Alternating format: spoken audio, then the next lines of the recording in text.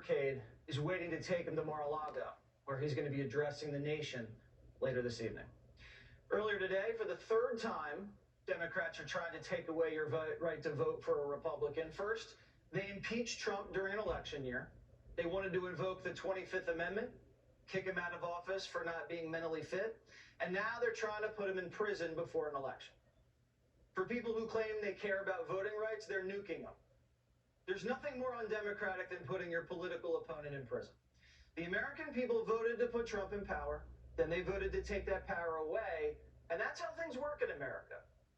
Now that Trump's running again, a filthy DA is assassinating your right to vote. What's the crime? Well, the indictment says Trump made a false entry in the general ledger. Lock him up. He made a false entry in the ledger. Alvin Bragg will not stand for false entries in ledgers. Under New York state law, it is a felony to falsify business records. We cannot and will not normalize serious criminal conduct. Cold cock an Asian lady? Not serious. Push a mom into subway tracks? Not serious. Make the wrong entry in the general ledger? Serious criminal conduct. But the thousands of businesses that put things in the wrong ledger, don't they have to worry? No. Why? Well, because their owners aren't running for president. And how's Trump going to get a fair trial in New York? How are you going to pick a jury? How many jurors have no opinion on Donald Trump and can swear they won't be biased? Who's the jury foreman? Rachel Maddow. Bragg doesn't even understand this case. He can't even explain it. Bragg says Trump broke an election law, but he didn't even put the election law he supposedly broke in the indictment. The indictment says that there were 34 false business records. And they would then conceal another crime, but the indictment does not specifically say what those crimes were. We are assuming, perhaps, that they might be election-related. I'm wondering if you can specify what laws were also broken. Sure. So let me say as an additional matter, the indictment doesn't specify it because the law does not so require. You're charging a president, and you don't put the charge in the indictment because you don't have to? You have to be kidding me. How did Trump break an election law? The first is New York state election law, which makes it a crime to conspire to promote a candidacy by unlawful means. I further indicated a number of unlawful means, including more additional false statements, including statements that were planned to be made to tax authorities. I also noted the federal election law cap on contribution limits. Does anybody understand what Bragg is saying? Does anybody? Trump didn't bribe anybody, didn't kill anybody, didn't plant listening devices in Chappaqua. Bragg's got nothing. So he brings the most convoluted case ever. Now, if you're charging a president, it's got to be airtight. All Trump did was have his lawyer pay a woman who was extorting him in order to protect his family. Well, Bragg calls that catch and kill. Donald Trump, executives at the publishing company American Media Incorporated, Mr. Cohen, and others agreed in 2015 to a catch and kill scheme.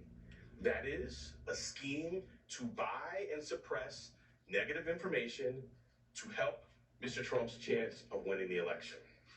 So you can silence an extortionist to protect your family, but if you get extorted before an election, it's illegal to do that.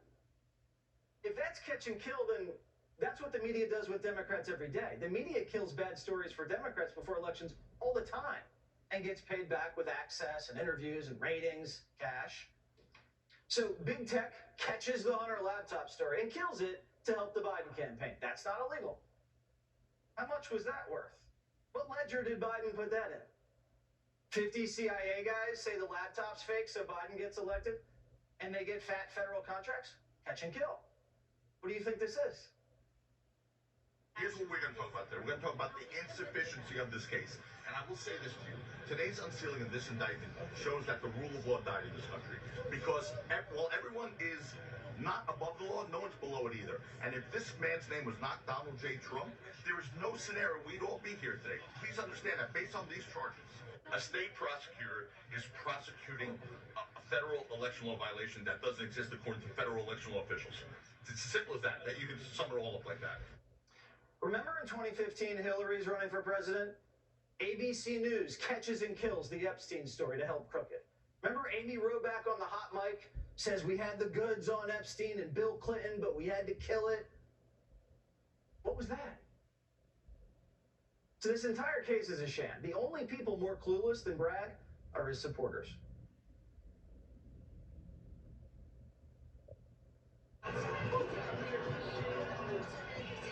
What's going on here today? Well, we're witnessing a small measure of accountability for the worst president in American history. What crimes did Donald Trump commit to get him here today? All of them. What specifically did he commit today? What crime did Donald Trump commit to get him here today? We don't know. You don't know? We do not know. As far as my knowledge, he paid someone money to hush money. Yeah? And which law did that break? I don't want to say, That is not the only law.